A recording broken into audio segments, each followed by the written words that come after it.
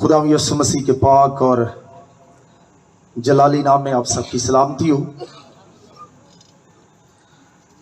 मेरे लिए बड़े इस्तेहकाक की बात है कि आज रात साहिवाल कन्वेंशन की कमेटी की जानिब से मुझे ये शर्फ बख्शा गया ताकि मैं यहाँ पर आज की रात खुदा के कलाम की खिदमत को सर अंजाम दूँ।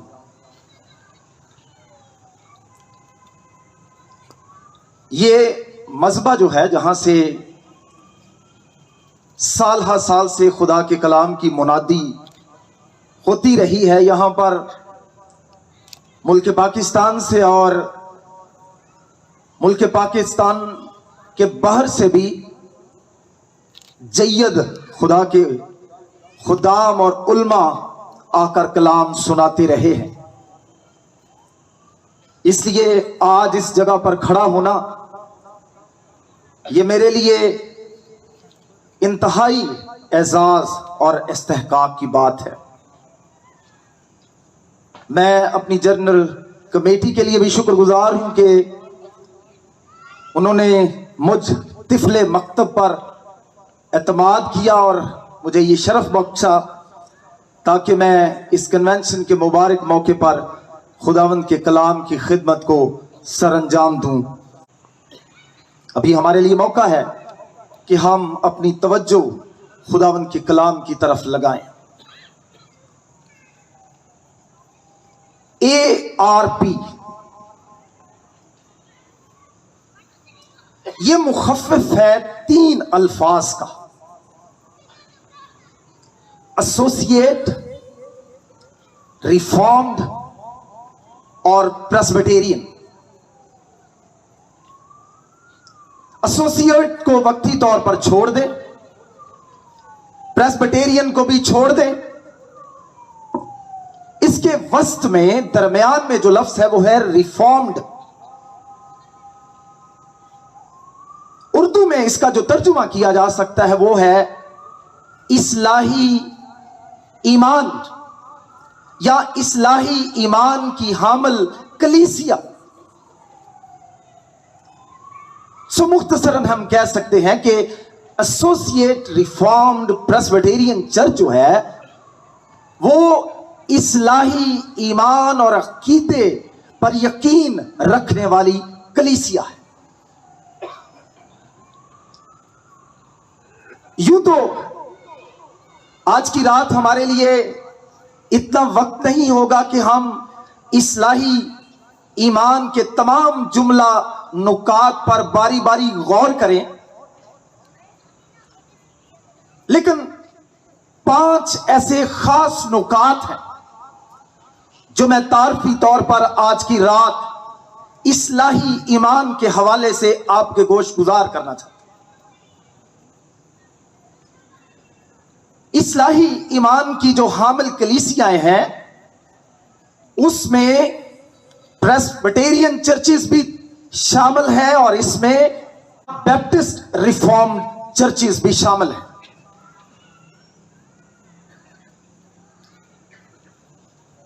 अब इस्लाही ईमान की जो हामिल कलीसियाएं हैं जिसमें मैंने बताया कि प्रेस्बिटेरियन और बैप्टिस्ट चर्चेस शामिल हैं, वो कैल्विन के 5 नुकात पर खुसूसी तौर पर ईमान और यकीन रखते हैं। और ये जो कैल्विन के 5 नुकात हैं ये इस्लाही ईमान की हामिल कलीसियाओं के लिए इंतहाई मोतबर नुकात हैं और इन नुकात पर बपतिस्मवी और प्रेस्बिटेरियन ईमान की हामिल कलीसियां जो है वो पुख्तगी से ईमान रखती है।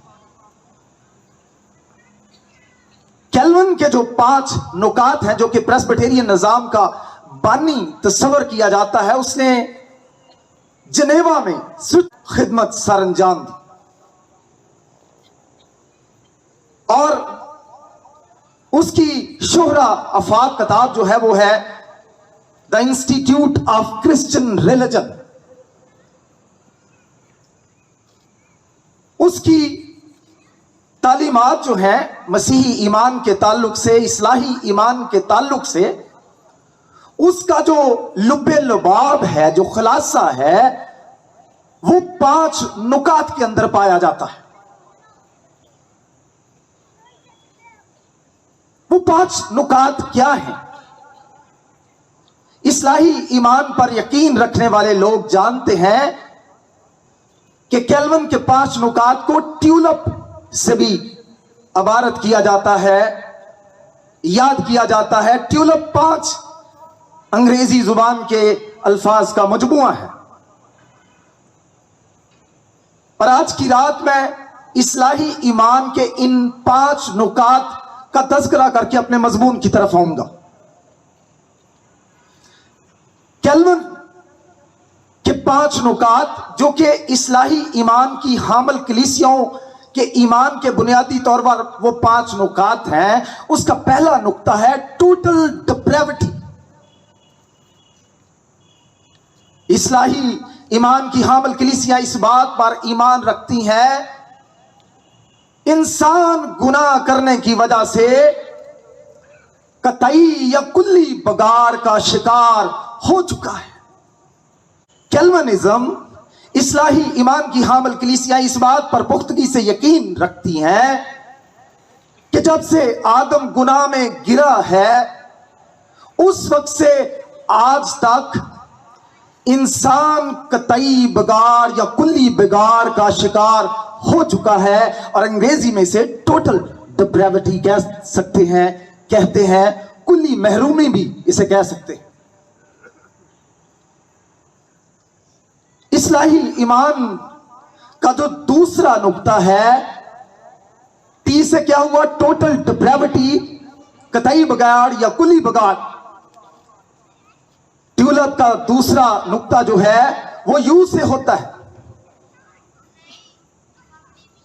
اصلاحی ایمان کی کلیسیا اس بات پر ایمان رکھتی ہے کہ جہاں کلی بگاڑ ہے، قطعی بگاڑ ہے، اس کے ساتھ ساتھ خدا نے چونکہ انسان کلی بگاڑ کا شکار ہو چکا ہے، خدا نے انکنڈیشنل الیکشن کیا ہے، غیر مشروط طور پر لوگوں کو چنا ہوا ہے۔ ٹی سے ٹوٹل ڈپریوٹی، کلی بگاڑ، یو سے انکنڈیشنل الیکشن، غیر مشروط چناؤ یا برگزیدگی۔ اصلاحی ایمان کا جو تیسرا نقطہ ہے، جسے کیلون کا تیسرا نقطہ بھی کہا جاتا ہے، وہ ہے لمیٹڈ اٹونمنٹ، محدود کفارہ۔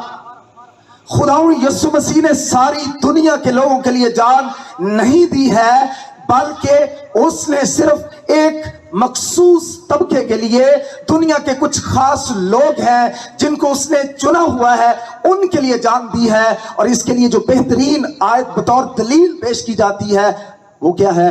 اچھا چرواہا اپنی بھیڑوں کے لیے جان دیتا ہے۔ محدود کفارہ، انگریزی میں سے پرٹیکولر اٹونمنٹ بھی کہتے ہیں۔ ٹوٹل ڈپریوٹی، کلی بگاڑ، انکنڈیشنل الیکشن، غیر مشروط چناؤ یا برگزیدگی، لمیٹڈ اٹونمنٹ، محدود یا مخصوص کفارہ۔ ٹیولپ کا چوتھا نقطہ کیا ہے؟ آئی سے۔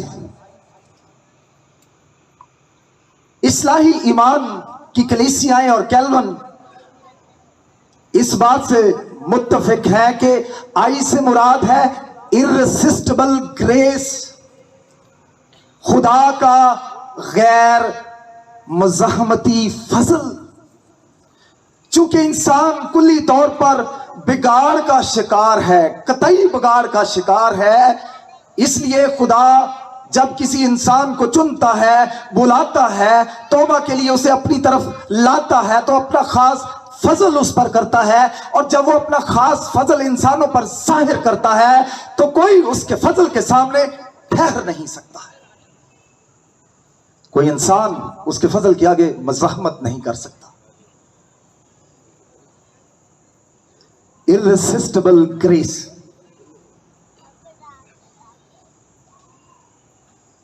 Total depravity, unconditional election, limited atonement, और फिर irresistible grace. गैर मुज़ाहमती फजल, नाकाबिले मुज़ाहमत फजल, ऐसा फजल जिसके सामने कोई खड़ा नहीं रह सकता।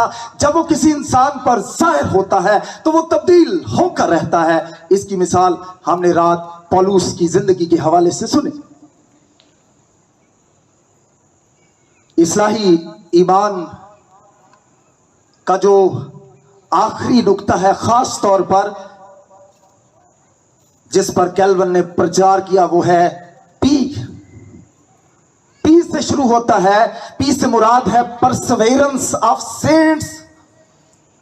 परसवेरेंस ऑफ सेंट्स से मुराद है मुकद्दसों की अबदी मुहाफजत या मुकद्दसों की इस्तकामत, उनका दायमी तौर पर कायम किया जाना। चूंकि खुदा ने इंसान की जिंदगी में कुली बगाड़ को देखा है और इसलिए उसने इंसान को अपनी पाक मसलहत के तहत चुना है। और जिनको चुना है, जिन भेड़ों को तूने मुझे दिया, उनको कोई मेरे हाथ से छीन नहीं सकता। दायमी साबित कदमी या दायमी मुहाफजत, जिसे परसवेरेंस ऑफ सेंट कहा जाता है, मुकद्दसों की इस्तकामत भी कहा जाता है। ट्यूलअप, दोबारा से, टोटल डिप्रेविटी, कुल्ली बिगाड़ है इंसान की जिंदगी में गुनाह के बाइस। दूसरा नुक्ता, अनकंडीशनल इलेक्शन, गैर मशरूत चुनाव है। चूंकि इंसान गुनाहगार हो चुका है, कुल्ली बिगाड़ का शिकार है, वो इंजील उसके लिए कोई मानी नहीं रखती, वो उसको कबूल नहीं करता, इसलिए खुदा ने उसको चुना है। जिनको चुना है उन्हीं मखसूस लोगों के लिए खुदा यीशु मसीह ने कफारा दिया है। और जब वो उनको बुलाता है तो उसके फजल के सामने कोई ठहर नहीं सकता। और जिन पर वो अपना फजल जाहिर कर देता है, जिनको उसने बनाए आलम से पेशतर चुना है, उनको फिर दायमी तौर पर कायम करता है। और उनके नाम उसने बरा की किताब हयात में लिखे हुए हैं। ये नहीं है कि खुदा यीशु मसीह रेजर पकड़ के सारा दिन बैठा रहता है कि अगर ये शख्स जो है मेरे हुक्मों को तोड़ता है तो मैं इसका नाम जो है वो निकाल दूंगा। इस तरह तो जब से ये कायनात कायम है, वो लिखने और मिटाने के अमल में मसरूफे अमल रहता। इस्लाही ईमान का वो नुक्ता जो हमारी कन्वेंशन का मजमून है, वो है इलाही बरगुज़ीदगी। और इस्लाही ईमान की हामिल कलीसियां इस बात पर मुसर हैं, इसरार करती है कि ये जो चुनाव है, ये जो इलेक्शन है, ये गैर मशरूत है,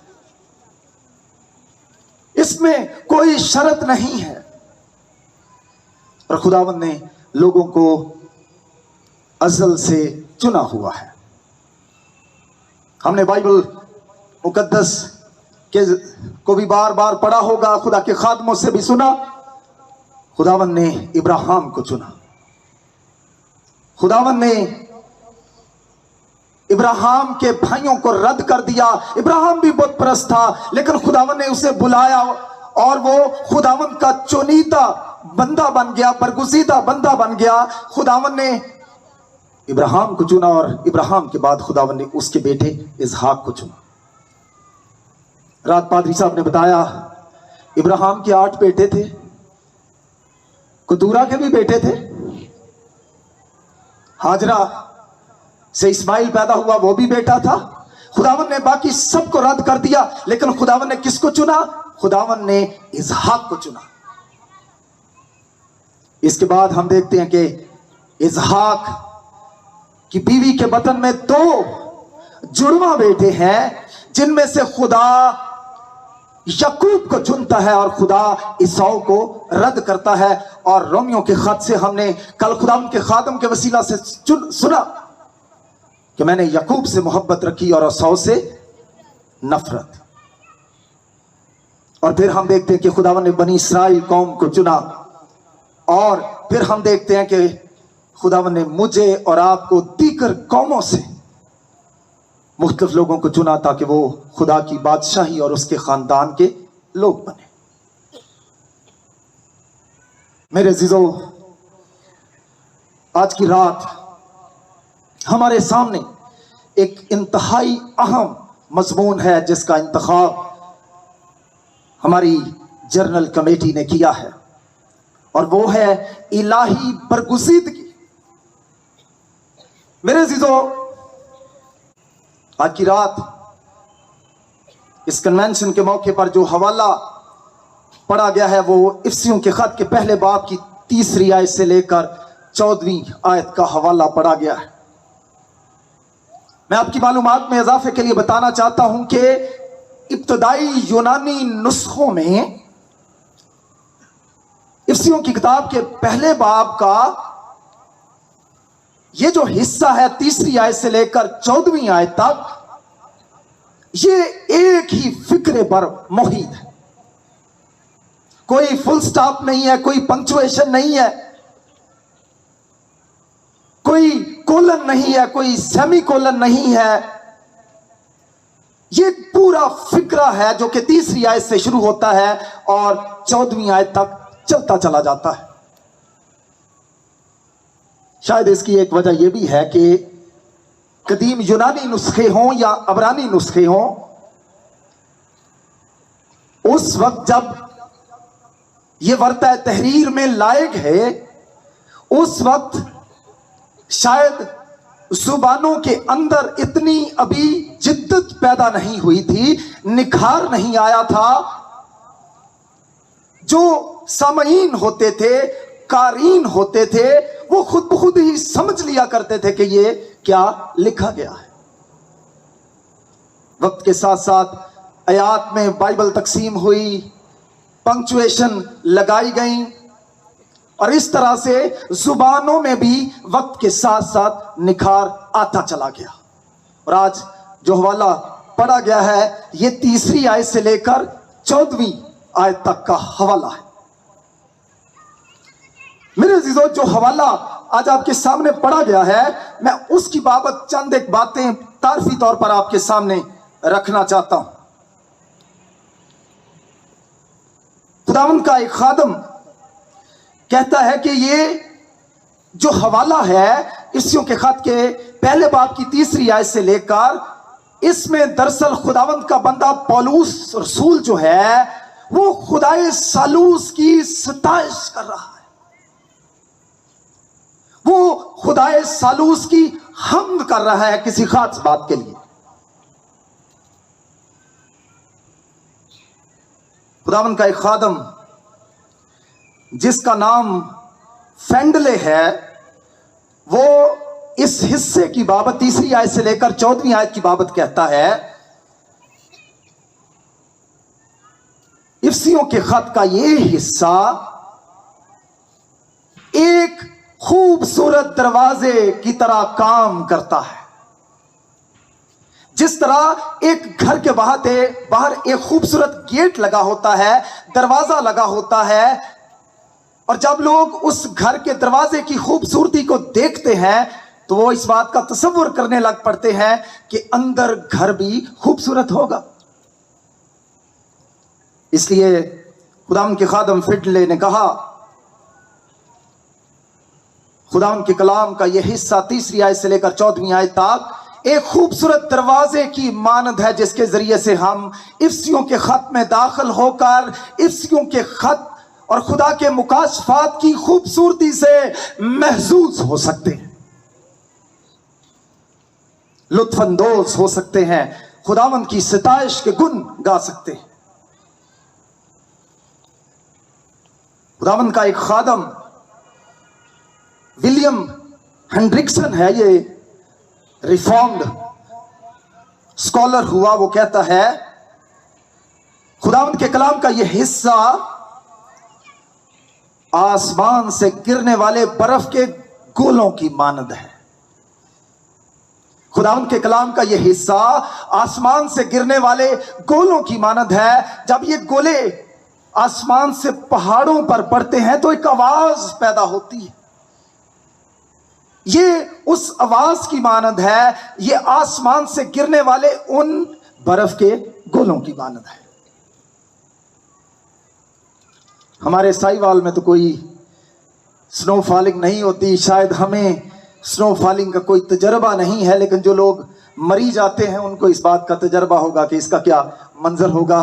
مجھے بھی کچھ سال قبل جب پہلی دفعہ امریکہ جانے کا موقع ملا تو مجھے اپنی آنکھوں سے اس بات کا مشاہدہ کرنے کا موقع ملا کہ برف کیسے پڑتی ہے.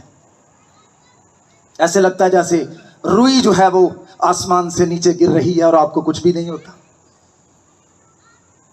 وقت نہیں ہے کہ میں اور باتیں تعارفی طور پر اس خاص حصے کی بابت کہوں، لیکن ابھی میں اس خاص حصے کی تقسیم کو آپ کے سامنے رکھنا چاہتا ہوں. یہ جو خاص حصہ ہے 3 آیت سے لے کر 14 آیت تک، اسے 3 حصوں میں تقسیم کیا جا سکتا ہے.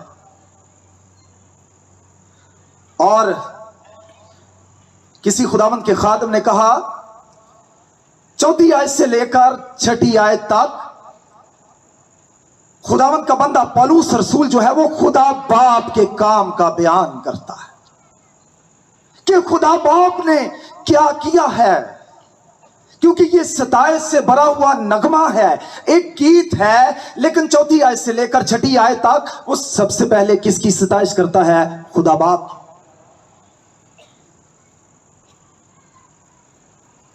اور خدا باپ کی کس لیے ستائش کرتا ہے؟ کیونکہ اس نے اپنی بادشاہی کے لیے لوگوں کو برگزیدہ کیا ہے.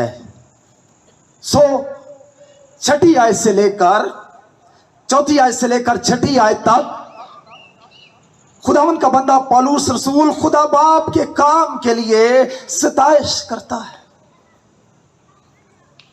اور اس کے بعد 7 آیت سے لے کر 12 آیت تک خداوند یسوع مسیح کے مخلصی بخش کام کے لیے خداوند کا بندہ پولس رسول خداوند کی ستائش کرتا. 13 آیت سے لے کر 14 آیت تک آخری حصہ ہے. خداوند کا خادم کہتا ہے کہ یہ حصہ دراصل خدائے پاک روح کی ستائش پر مبنی حصہ ہے. گویا 3 آیت سے لے کر 14 آیت کا جو سارا حصہ ہے اس میں خدائے ثالوث کی ستائش، حمد، تعریف اور تمجید کی گئی ہے. پہلے خدا باپ کی، پھر بیٹے کی، اور پھر خدائے پاک روح کی ستائش کی گئی ہے. کس بات کے لیے ستائش کی گئی ہے؟ جلدی جلدی بتا دینا چاہتا ہوں. خدا باپ برگزیدہ کرتا ہے. بیٹے کی کس لیے ستائش کی گئی ہے؟ وہ خدا باپ جو ہے وہ اپنے بیٹے یسوع مسیح میں برگزیدہ کرتا ہے. اور تیسرا جو حصہ ہے اس میں پاک روح کا تذکرہ پتہ کس لیے آیا ہے؟ چنتا تو خدا باپ ہے اور یسوع مسیح میں چنتا ہے، لیکن مہر کس کے وسیلے سے لگاتا ہے؟ خدا کے پاک روح کی بدولت.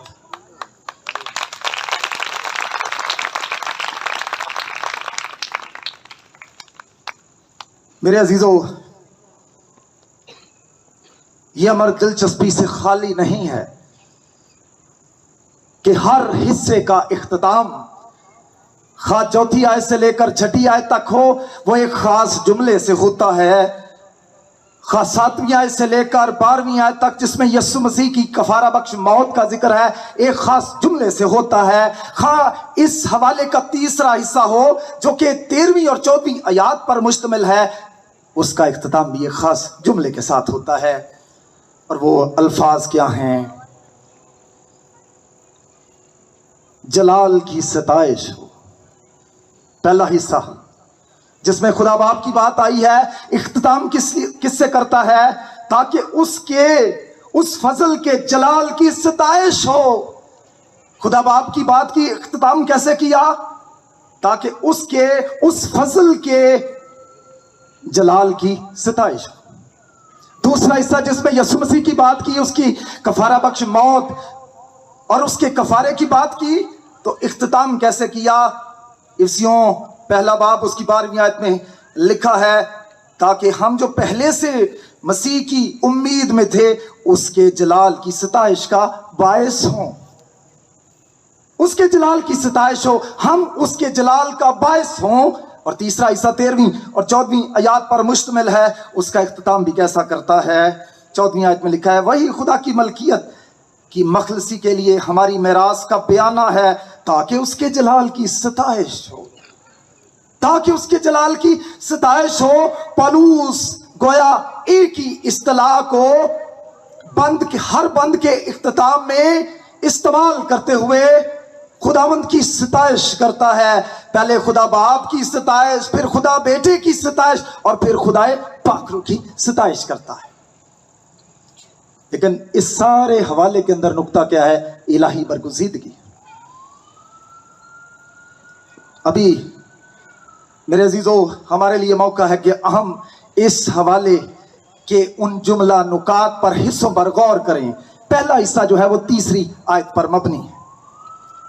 3 آیت سے لے کر 14ویں آیت تک. اگر آپ کلام سننے کے لیے آئے ہیں تو پھر آج رات آپ کو دل تھام کر بیٹھنا پڑے گا. جانا چاہتے ہیں جو چلے جائیں. میں نے رات دن کر کے تیاری کی ہے اور مجھے بہت سارے لوگوں نے کہا بھی ہے کہ ہم آپ کو سننے کے لیے آئے ہیں. میں جس محنت کے ساتھ آیا ہوں آپ کو برکت ملے گی اور میرے ساتھ تھوڑا سا تعاون کیجیے گا. یسوع مسیح کی ہاللویا. جب ہم اس تلاوت کردہ حوالے کی 3 آیت کو پڑھتے ہیں تو خداوند کا بندہ پالوس رسول کیا کہتا ہے؟ ہمارے خداوند یسوع مسیح کے خدا اور باپ کی حمد ہو جس نے ہم کو مسیح میں آسمانی مقاموں پر ہر طرح کی روحانی برکت بخشی. ایک کنکلوڈنگ یا انٹروڈکٹری تعارفی سٹیٹمنٹ ہے جو خداوند کا بندہ پالوس رسول بطور ایک امبریلا سٹیٹمنٹ جو ہے وہ دیتا ہے اور اس میں خدا باپ کی ستائش کرتا ہے اور کہتا ہے ہمارے خداوند یسوع مسیح کے خدا اور باپ کی حمد ہو جس نے ہم کو مسیح میں آسمانی مقاموں پر ہر طرح کی روحانی برکت بخشی. کہاں برکت بخشی؟ زمین پر، پاکستان میں، امریکہ میں، کینیڈا میں یا کسی دوسرے ملک میں؟ ہرگز نہیں. آسمانی مقاموں پر برکت بخشی. ہمارے خداوند یسوع مسیح کے خدا اور باپ کی حمد ہو جس نے ہم کو مسیح یسوع میں آسمانی مقاموں پر ہر طرح کی برکت بخشی.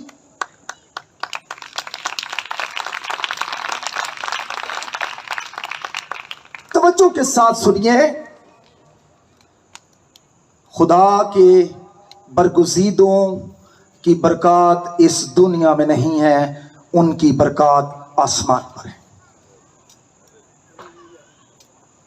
اپنے واسطے زمین پر مال جمع نہ کرو جہاں کیڑا خراب کرتا ہے، زنگ خراب کرتا ہے، چور نقب لگاتے ہیں. اپنا مال آسمان پر جمع کرو تاکہ جہاں تمہارا مال ہو وہاں تمہارا دل بھی ہو. لیکن میرے عزیزو انسانی فطرت کا بگاڑ جو کہ اصلاحی ایمان کا پہلا نقطہ ہے، اس نے انسان کی سوچ پر اس قدر ڈیرا ڈالا ہے کہ وہ آسمان کی طرف دیکھتا ہی نہیں، وہ زمین کی طرف دیکھتا ہے، وہ نیچے کی طرف دیکھتا ہے، وہ دائیں دیکھتا ہے، وہ بائیں دیکھتا ہے. پالوس آج کی رات مجھے اور آپ کو کیا کہنا چاہتا ہے؟ ہمارے خداوند یسوع مسیح کے خدا اور باپ کی حمد ہو جس نے ہم کو مسیح میں آسمانی مقاموں پر ہر طرح کی روحانی برکت بخشی. جسمانی نہیں، روحانی، زمینی نہیں، آسمانی. آپ کی دلچسپی میں اضافے کے لیے یہ بات بتانا چاہتا ہوں، یہ جو اصطلاح پالوس رسول اس آیت میں استعمال کرتا ہے کہ اس نے ہم کو ہر طرح کی برکت آسمانی مقاموں میں بخشی، یہ افسیوں کے خط میں یہ جو اصطلاح ہے، یہ جو جملہ ہے، یہ 5 دفعہ استعمال ہوا ہے۔ اب کی معلومات میں اضافے کے لیے بتانا چاہتا ہوں، پہلی دفعہ اس کا تذکرہ جو ہے وہ پہلے باب کی 3 آیت میں آیا ہے۔ خدا باپ کی حمد ہو جس نے ہم کو ہر طرح کی روحانی برکت کہاں بخشی؟ آسمانی مقاموں پر۔ پہلی دفعہ ذکر کہاں ہے؟ پہلے باب کی 3 آیت میں۔ اس کے بعد دوسری دفعہ اس بھید کا جو تذکرہ پایا جاتا ہے وہ پہلے باب کی 12ویں آیت میں پایا جاتا ہے۔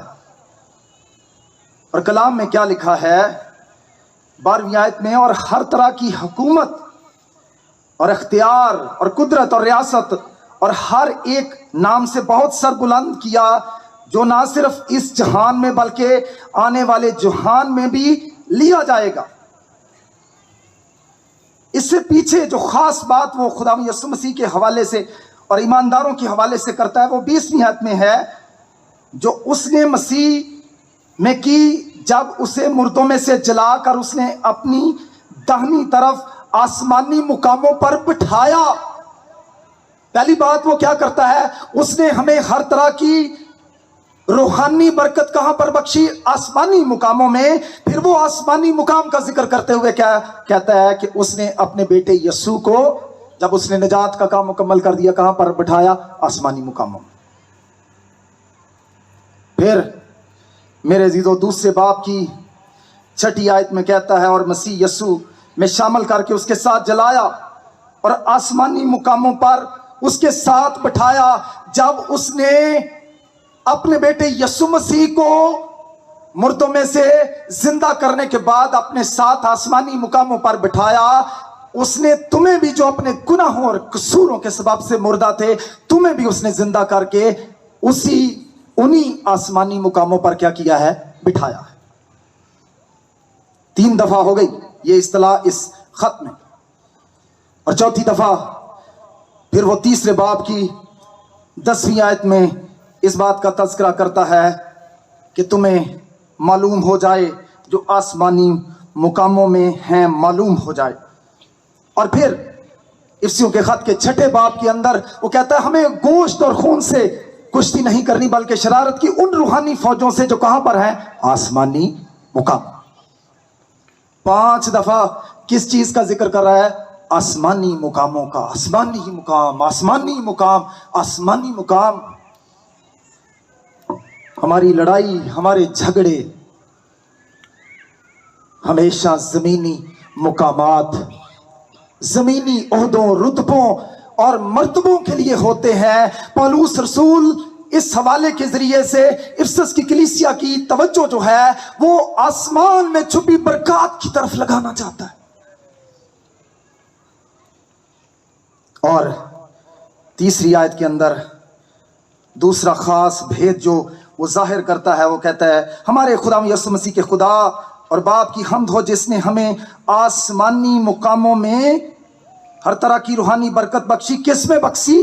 مسیح میں۔ مسیح میں ہر طرح کی برکت بخشی۔ آپ کی معلومات میں اضافے کے لیے بتانا چاہتا ہوں پولس رسول کے 13 خطوط ہیں، اور یہ جو اصطلاح ہے مسیح میں ہر طرح کی روحانی برکت جو ہے وہ آسمانی مقاموں پر بخشی ہے، مسیح میں، خداوند میں، اس میں، یسوع میں، بار بار یہ الفاظ جو ہیں وہ آپ پولس کے 13 خطوط میں پڑھتے ہیں۔ آپ کی معلومات میں اضافے کے لیے بتانا چاہتا ہوں 164 دفعہ پولس رسول کے 13 خطوط میں یہ اصطلاح جو ہے وہ مستعمل ہے، 164 دفعہ۔ اور یہ بھی دلچسپی کی بات بتانا چاہتا ہوں کہ صرف افسیوں کے خط میں، مسیح میں، خداوند میں، اس میں یہ جو اصطلاح ہے یہ 36 دفعہ استعمال ہوئی ہے۔ میرے عزیزو، پہلی بات جو میں نے عرض کی کہ وہ خدا باپ کی حمد کرتا ہے اور وہ کہتا ہے کہ اس نے تمہارے لیے مسیح خداوند میں، مسیح یسوع میں ہر طرح کی روحانی برکت جو ہے وہ آسمانی مقاموں میں بخشی ہے۔ وہ کلیسیا کی توجہ جو ہے وہ آسمانی مقاموں کی طرف لگانا چاہتا ہے. آج بہت ساری ایسی کلیسیاں ہیں, بہت سارے ایسے مناد ہیں جو کہ لوگوں کی توجہ آسمان سے ہٹا کر وہ زمین کی طرف لگانا چاہتے ہیں, اور وہ لوگوں کو خدا کے کلام کی بنیادی سچائیوں سے دور لے جانا چاہتے ہیں, اور کہتے ہیں اگر آپ خدا یسوع مسیح کو قبول کر لیں گے آپ بیمار نہیں ہوں گے, آپ کا بینک بیلنس کبھی ختم نہیں ہوگا, آپ کو کسی قسم کا کوئی خطرہ لاحق نہیں ہوگا. میرے عزیزو, پالوس رسول آج کی رات یہاں پر کس بات کے لیے ستائش کرتا ہے؟ ہمارے خداوند یسوع مسیح کے خدا اور باپ کی حمد ہو جس نے ہمیں مسیح یسوع میں آسمانی مقاموں پر ہر طرح کی روحانی برکت بخشی. برکتیں ہماری کہاں پر ہیں؟ آسمان پر ہیں. کس کے ذریعے سے ہیں؟ یسوع مسیح میں ہیں. خزانہ آسمان پر ہے ہمارا, کیا کمی ہم کو؟ صداقت اس کی لیکن دل میں پائے جس کا جی چاہے. ہو سکتا ہے تھوڑا میں غلط کر رہا ہوں, اس کا دوسرا مصرع جو ہے وہ ہے تلاش زر میں عمر اپنی گوائے جس کا جی چاہے. میرے عزیزو, آج کی رات جو پہلا بنیادی نقطہ میں اس آیت کے ذریعے سے آپ کی توجہ کے لیے رکھنا چاہتا تو وہ یہ تھا کہ خدا کے لوگوں کو ہمیشہ اپنی نظریں جو ہیں وہ زمین کی حقیقتوں کی طرف نہیں لگانی بلکہ آسمانی حقیقتوں اور سچائیوں کی طرف لگانی ہے, اور ان سچائیوں میں سب سے بڑی سچائی ہے الہی برگزیدگی. آئیے اب ہم دوسرے حصے کی طرف بڑھیں جو کہ 4 آیت سے لے کر 7 آیت تک ہے. اس میں کیا کہتا ہے؟ چنانچہ اس نے ہم کو بنائے عالم سے پیشتر اس میں چن لیا تاکہ ہم اس کے نزدیک محبت میں پاک اور بے عیب ہوں. سب سے پہلی بات جو اس دوسرے حصے کے اندر پائی جاتی ہے, خاص طور پر 4 آیت سے لے کر 7 آیت کا جو حصہ ہے, اس میں خداوند کا بندہ پالوس رسول سب سے پہلے الہی برگزیدگی کے منبع اور ماخذ کو, برگزیدگی کے سرچشمہ حیات کو پیش کرتا ہے کہ یہ برگزیدگی کرنے والا کون ہے. اس برگزیدگی کے کام کو, اس الہی چناؤ کے کام کو کس نے سر انجام دیا ہے؟ اور اس آیت کے اندر وہ کیا کہتا ہے؟ چنانچہ اس نے ہم کو بنائے عالم سے پیشتر اس میں چن لیا تاکہ ہم اس کے نزدیک محبت میں پاک ہوں. میں نقطہ یہ بیان کر رہا ہوں کہ یہ حوالہ جو سارا ہے, جب آپ اس کو آگے چل کر پڑھیں گے, بار بار جس چیز پر زور دیا گیا ہے, خدا باپ نے چن لیا, پیشتر سے مقرر کیا. 4 آیت کے بعد 5 آیت میں دوبارہ لکھا ہے, اس نے اپنی مرضی کے نیک ارادہ کے موافق ہمیں اپنے لیے پیشتر سے مقرر کیا. دوبارہ اس نے اپنی مرضی کے نیک ارادہ سے ہمیں اپنے لیے پیشتر سے مقرر کیا. 9 آیت میں لکھا ہے, چنانچہ اس نے اپنی مرضی کے بھید سے اپنے اس نیک ارادہ کے موافق ہم پر ظاہر کیا جسے اپنے آپ کو ٹھہرا لیا تھا. اور پھر میرے عزیزو 11 آیت میں دوبارہ برگزیدگی کے منبع اور ماخذ سرچشمے کی بات کرتے ہوئے کہتا ہے, اسی میں ہم بھی اس کے ارادہ کے موافق جو اپنی مرضی کی مصلحت سے سب کچھ کرتا ہے پیشتر سے مقرر ہو کر میراث بنے.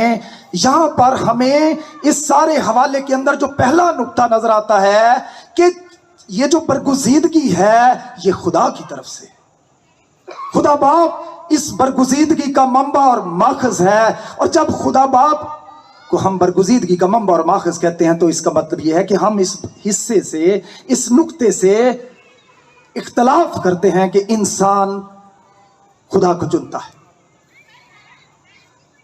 افسیوں کے خط کی یہ آیات 3 آیت کے بعد جو چوتھی آیت ہے، 5ویں آیت ہے، 9ویں آیت ہے، 11ویں آیت ہے، یہ اس بات پر مصر ہے، یہ آیات اس بات پر روشنی ڈالتی ہیں کہ چناؤ کا منبع اور ماخذ جو ہے، چناؤ کا جو سرچشمہ ہے، برگزیدگی جو ہے، یہ خدا کی طرف سے ہے، یہ انسان کی طرف سے قطعاً نہیں ہے۔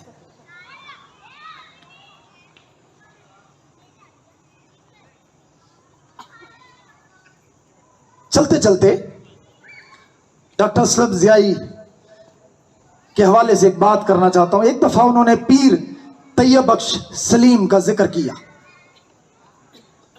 ان کی ایک بڑی مشہور کتاب بھی ہے حیات المسیح، اور MI کی طرف سے ایک اور کتاب ان کی چھپ چکی ہے، چھوٹا سا کتابچہ ہے، جس میں وہ خدا یسوع مسیح کی تدفین اور اس کی جو قیامت ہے اس کا دفاع کرتے ہیں۔ تسلیب قیامت المسیح ان کی کتاب ہے۔ اگرچہ کچھ بائبل مقدس کے جو سنجیدہ طالب علم ہے وہ انہیں علامہ ابراہیم یوسفی کے نام سے بھی جانتے ہیں۔ ایک دفعہ انہیں کسی سیمینار میں بلایا گیا، اور جب انہیں کسی سیمینار میں دعوت دی گئی تاکہ وہ وہاں پر جا کر تعلیمی خدمت کو سر انجام دیں، تو پہلے وہاں پر جو میٹنگ لیڈ کر رہا تھا شخص، خدا کا خادم تھا، اس نے کہا پیر صاحب آپ ہمیں بتائیں آپ نے خدا یسوع مسیح کو کب قبول کیا؟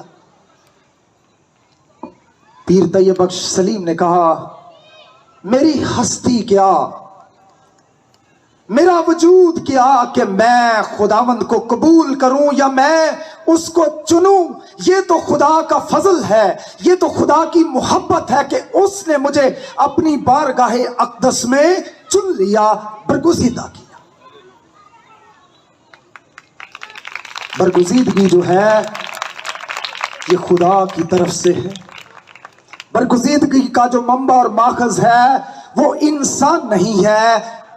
انسان خدا کو نہیں چنتا بلکہ خدا انسانوں کو چنتا ہے۔ اسی لیے خدا یسوع مسیح نے کہا تم نے مجھے نہیں چنا بلکہ میں نے تمہیں چن لیا۔ رات بھی یہ بات ہو رہی تھی، زکئی میں کیا فن تھا، خداوند نے اس کو چنا، اور خداوند نے کیا کہا آج اس گھر میں نجات آئی۔ خداوند نے متی محصول لینے والے کو چنا، دیگر شاگردوں کو چنا، ان میں کیا خواص تھے، ان کی کیا خوبیاں تھی؟ کیا خداوند یسوع مسیح دیکھ رہا تھا کہ وہ کل کو توبہ کریں گے اس لیے میں ان کو چن لیتا ہوں؟ نہیں، بائبل مقدس یہ تعلیم نہیں دیتی۔ بائبل مقدس یہ تعلیم دیتی ہے کہ خدا جو ہے وہ برگزیدگی کا منبع اور ماخذ ہے، سرچشمہ ہے، وہ انسانوں کو اپنی نجات کے کام کے لیے چنتا ہے، برگزیدہ کرتا ہے، الگ کرتا ہے۔ میرے عزیزو، بار بار ہم نے ان تینوں ایام میں اس پہلو پر خدا کے کلام کو سنا کہ چننے والے ہم نہیں ہیں بلکہ خدا کی ذات ہے۔ پہلی بات تو ہم نے سیکھی اس حوالے سے کہ برگزیدگی کا منبع اور ماخذ جو ہے، سرچشمہ جو ہے، وہ خدا ہے۔ دوسرا ایک عام نقطہ جو اس حوالے کے اندر اور اس کی چوتھی آیت کے نظر آتا ہے، زمانہ برگزیدگی کی بات پالوس کرتا ہے۔ کیا خداوند نے اس لیے ہمیں چنا کہ 16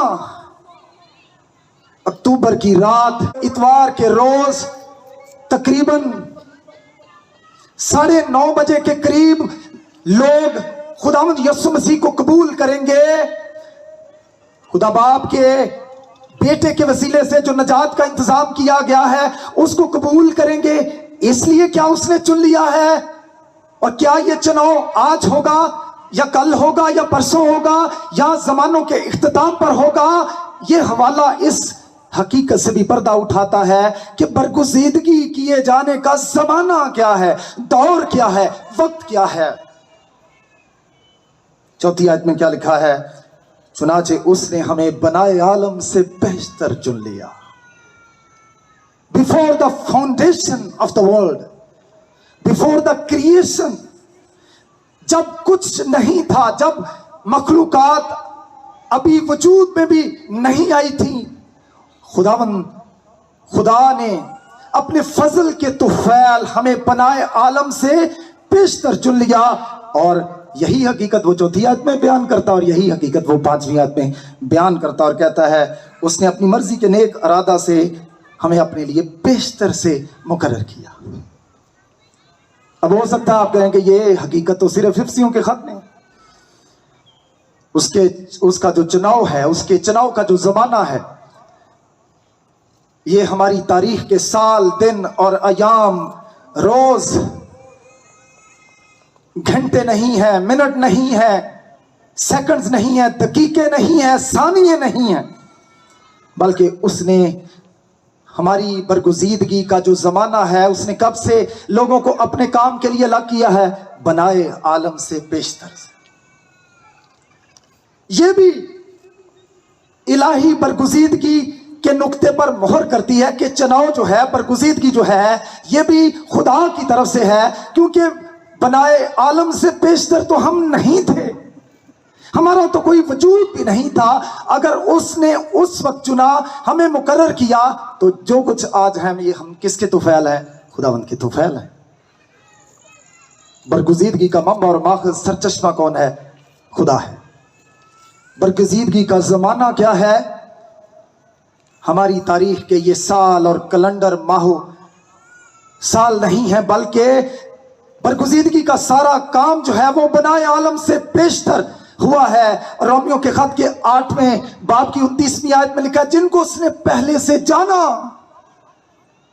جن کو اس نے پہلے سے جانا ان کو پہلے سے مقرر کیا، جن کو مقرر کیا اس نے ان کو بلایا، ان کو اس نے راست باز ٹھہرایا اور ان کو جلال بخشا.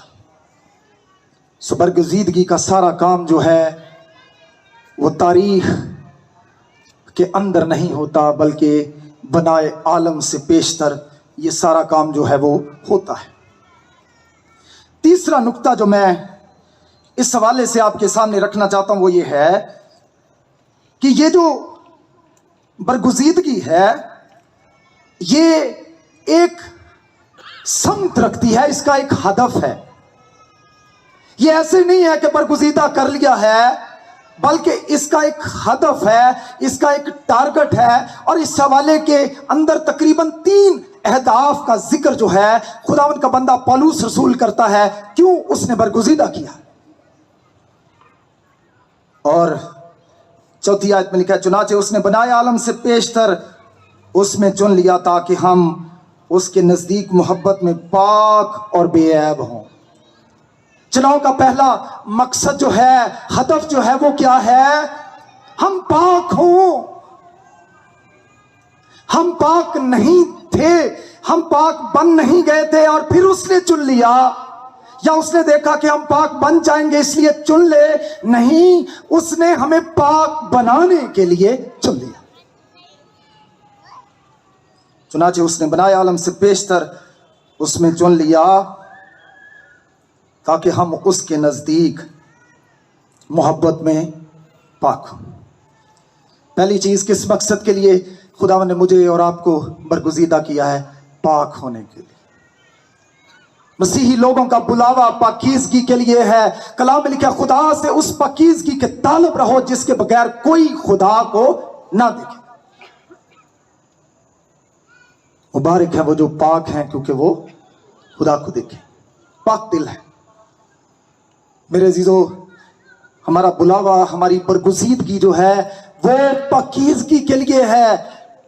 ہم کسی بھی کلیسیا سے تعلق کیوں نہ رکھتے ہوں، ہم کسی بھی شہر، ہم کسی بھی ملک سے کیوں نہ تعلق رکھتے ہوں، اگر ہم سمجھتے ہیں کہ واقعی ہم برگزیدہ لوگ ہیں، خدا کے بلائے ہوئے لوگ ہیں، تو ہمیں اس بات کو بھولنا نہیں ہے کہ ہم کس مقصد کے لیے، کس ہدف کے لیے بلائے گئے ہیں؟ پاک ہوں.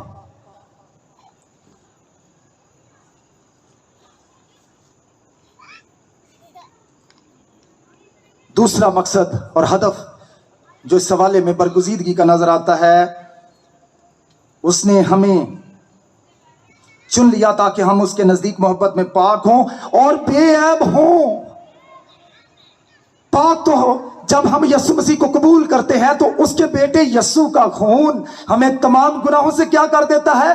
پاک کر دیتا.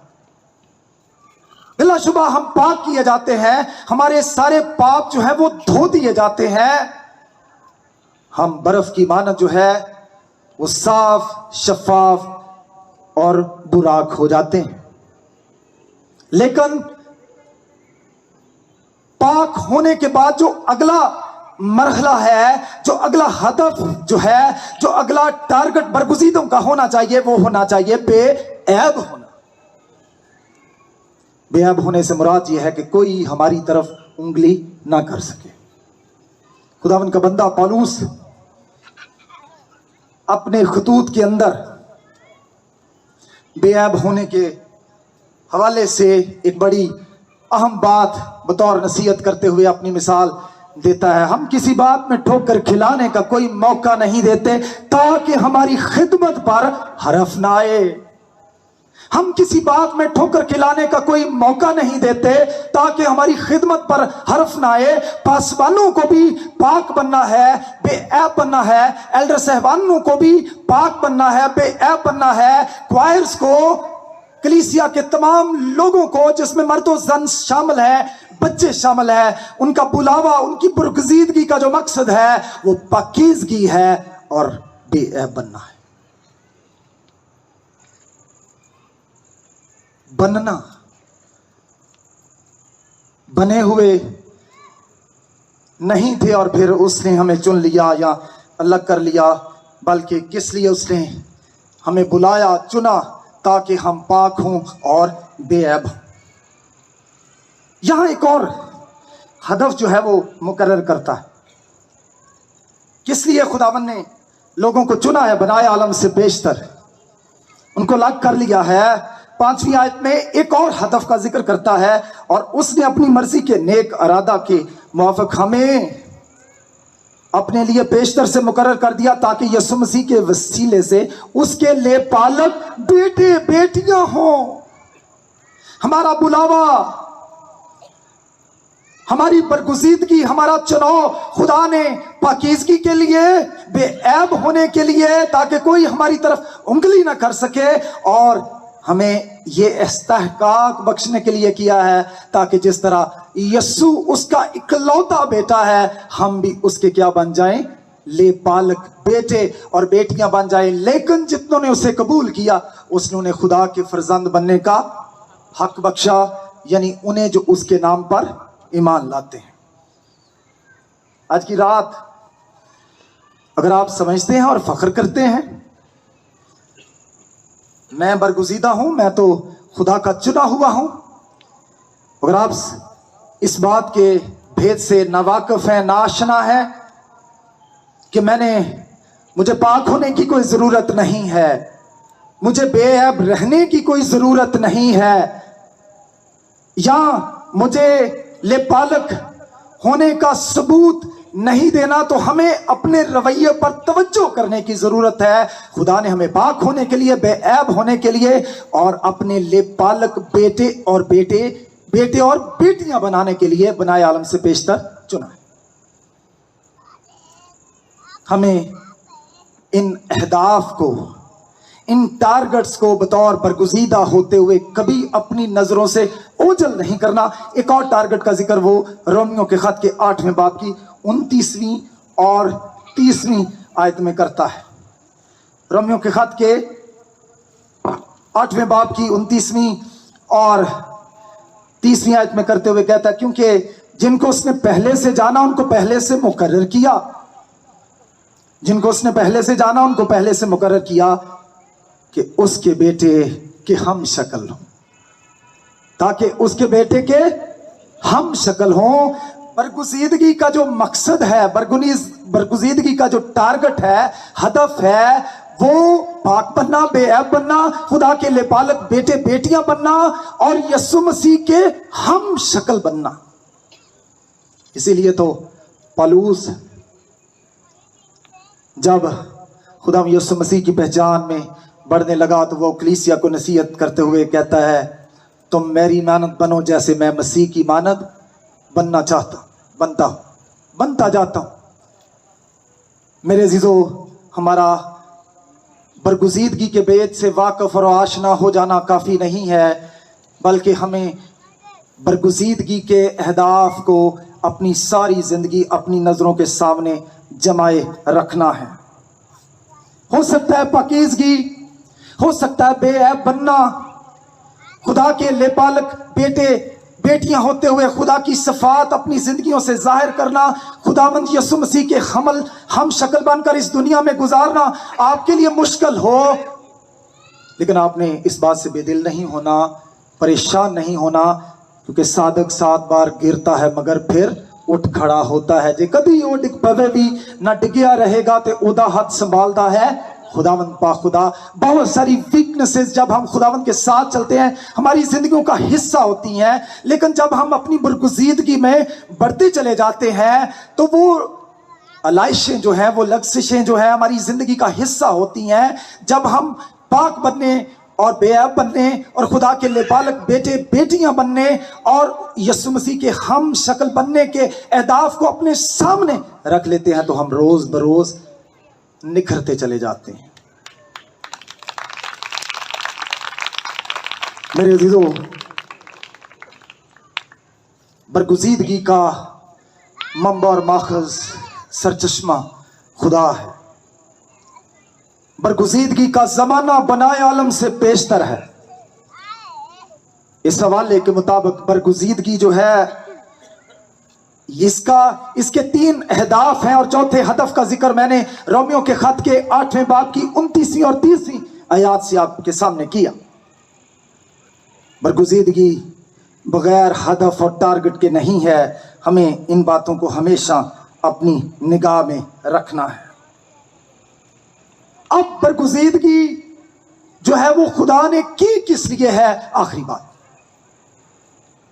جب ہم اس حوالے کو پڑھتے ہیں تو بار بار جس چیز کا ذکر جو ہے وہ خداوند کا بندہ پولس رسول کرتا ہے، وہ کس چیز کا تذکرہ کرتا ہے؟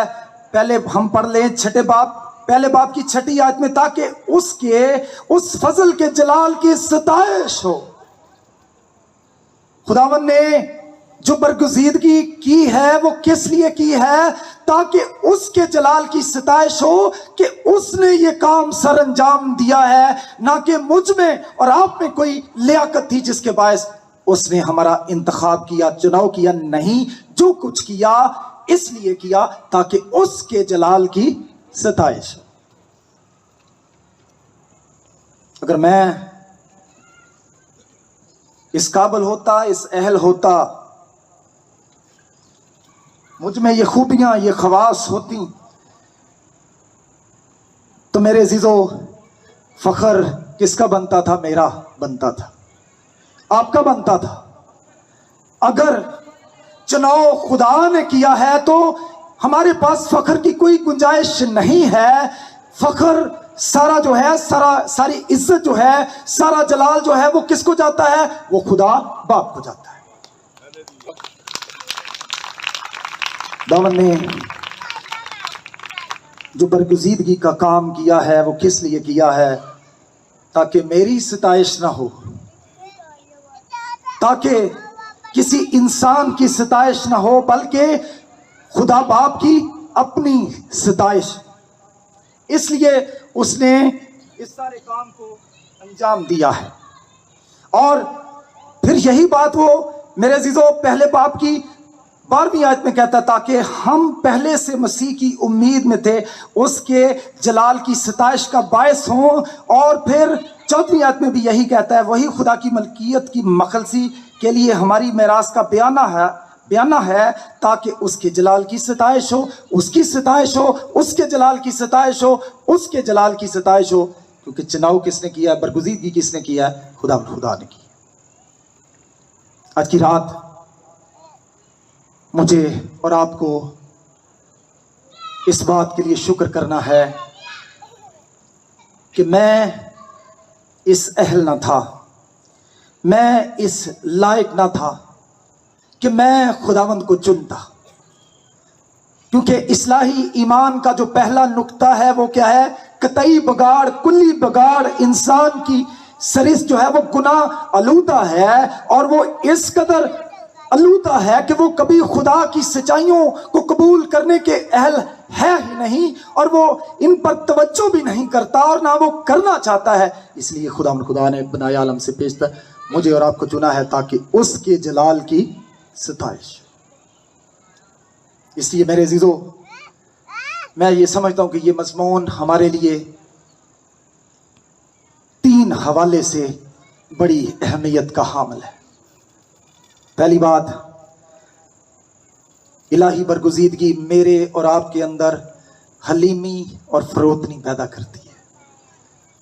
अगर मैं और आप खुदावंद को चुनते, अगर हम में कोई लियाकत, कोई खूबी या कोई सलाहियत, कोई एबिलिटी होती और हम उसका चुनाव करते, तो हम खुदावंद के हुजूर जाकर उसकी बादशाही में भी कहते, मैंने तेरे हुजूर बड़ी मेहनत की है, मैंने तुझे कबूल किया, मैंने ये किया, मैंने ये किया। लेकिन मेरे अजीजों, इलाही बरगुज़ीदगी का जो अकीदा है, इलाही बरगुज़ीदगी का जो मुकाशफा खुदा के कलाम में मुनकशफ हुआ है, ये हमें सिखाता है कि हमें हलीम रहना है, क्योंकि चुनाव हमने नहीं किया बल्कि उसने हमारा चुनाव किया। रात भी यही हवाला पढ़ा गया करंथियों के खत के पहले बाब की आखिरी आयत में बड़ी खूबसूरत बात लिखी गई है। भाइयों, अपने बुलाए जाने पर निगाह करो। जिस्म के लिहाज से बहुत से हकीम, बहुत से इख्तियार वाले, बहुत से अशराफ नहीं बुलाए गए।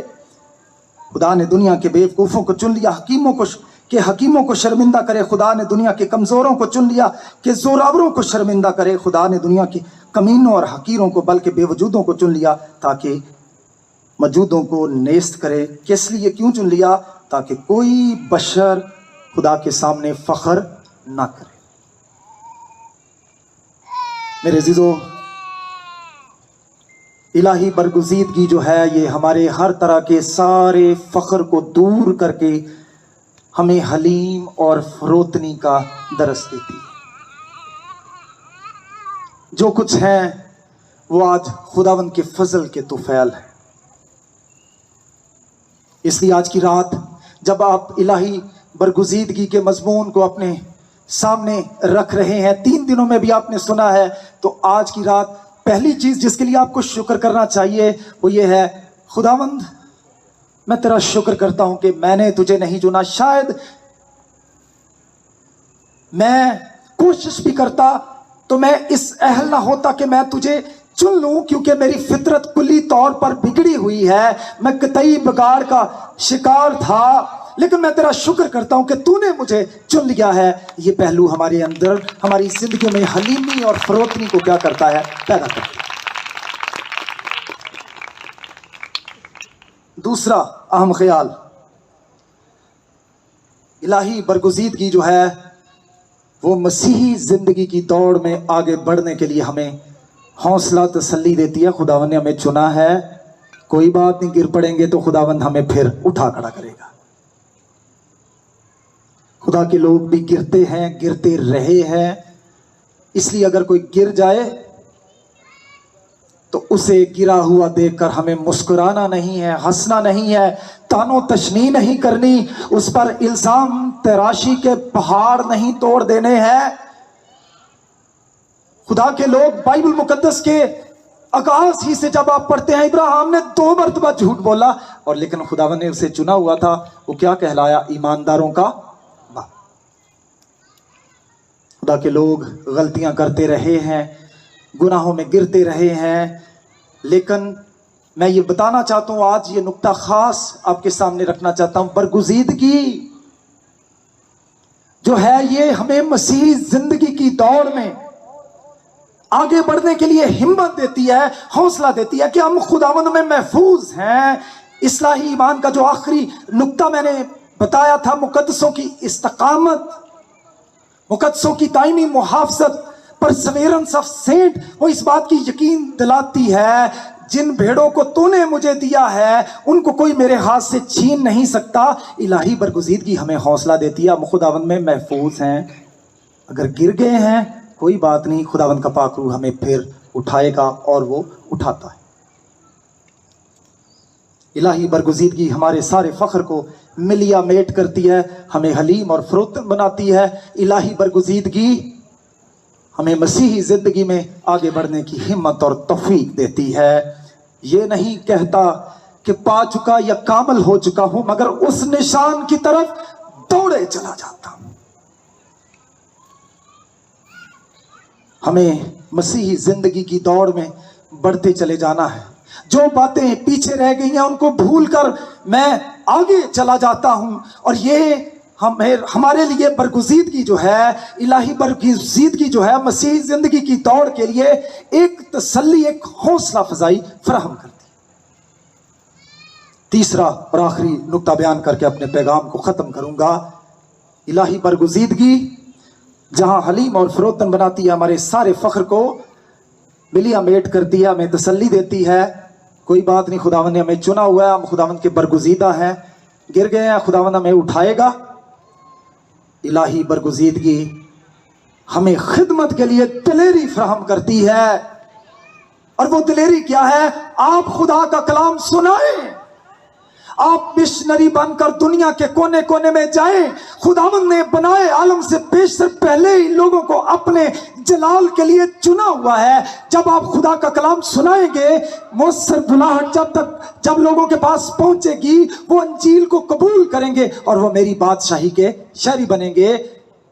الہی برگزیدگی ہمیں انجیل کی بشارت کے لیے، کنونشنز کرنے کے لیے، عبادتی پروگرامز اور بڑے بڑے روحانی اجتماعات کرنے کے لیے حوصلہ افزائی فراہم کرتی ہے، دلیری بخشتی ہے کہ خدا نے تو بنائے عالم سے بیشتر پہلے ہی کام کیا ہے، ہم نے جا کر کیا کرنا ہے؟ صرف بیج بکھیرنا ہے۔ لیکن اس نے اپنی بادشاہی کے لیے تو لوگوں کو پہلے ہی چنا ہوا ہے۔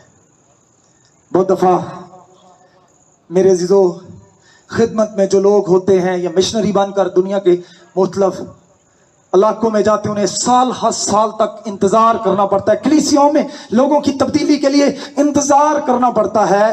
لیکن میرے عزیزو، جب خدا نے بنائے عالم سے بیشتر لوگوں کو چنا ہے، اگر آپ اپنی خدمت کو جاری رکھتے ہیں تو ایک وقت آئے گا کہ ضرور خداوند آپ کے کلام کو مؤثر بنائے گا، چونکہ اس نے پہلے سے برگزیدگی کے کام کو انجام دیا ہوا ہے۔ وہ ضرور لوگوں کی زندگیوں میں اثر کرے گا، اور لوگ یسوع مسیح کے کلام کو سن کر ایمان لائیں گے، کیونکہ ایمان سننے سے پیدا ہوتا ہے اور سننا مسیح کے کلام سے۔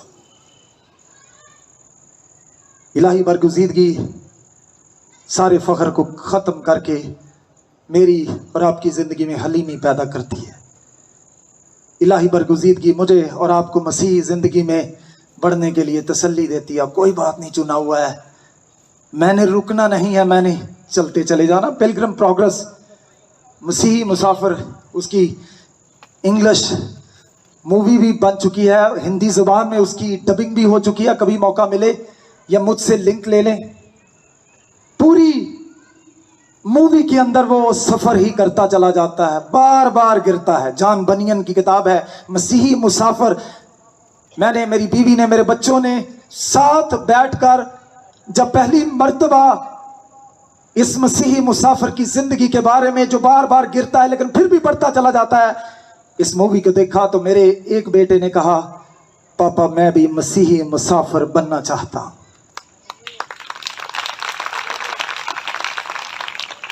الہی برگزیدگی ہمیں حوصلہ دیتی ہے کہ ہم نے چلتے چلے جانا ہے، بڑھتے چلے جانا ہے، رکنا نہیں ہے۔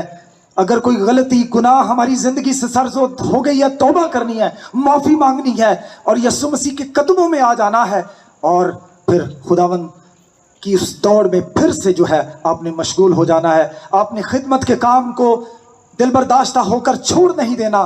آپ کو اس بات کو ہمیشہ سامنے رکھنا ہے، خدا نے بنایا عالم سے بیشتر لوگوں کو چنا ہے، وہ ضرور اپنے کلام کے ذریعے سے لوگوں کو اپنی بادشاہی کے لیے تبدیل کرے گا، اور وہ خدا کی بادشاہی کے شہری ہوں گے۔ خداوند آج کے کلام کے وسیلہ سے آپ سب کو برکت دے، آمین۔ Thank you.